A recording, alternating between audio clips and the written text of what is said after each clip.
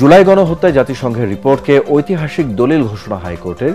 আশুলিয়ায় ৬ জনকে পুড়িয়ে হত্যা মামলার বিচার শুরুর নির্দেশ ট্রাইব্যুনালের। ফেব্রুয়ারির নির্বাচনে বিএনপির বিজয় ঠেকাতে কিছু রাজনৈতিক দল নতুন শর্ত দিয়ে পরিস্থিতি ঘোলাটে করার চেষ্টা করছে, অভিযোগ তারেক রহমানের।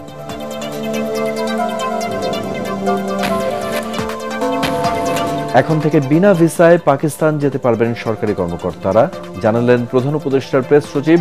ভিসা অব্যাহতি চুক্তি সই।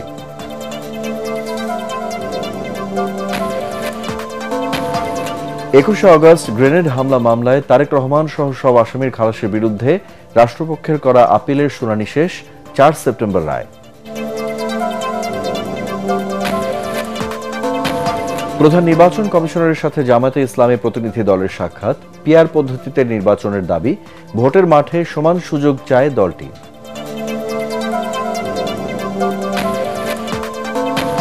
এবং ডাকসু নির্বাচনে ৫০৯টি মনোনয়নপত্রের মধ্যে ৪৬২টি বৈধ, ভিপি পদে লড়বেন ৪৮ জন।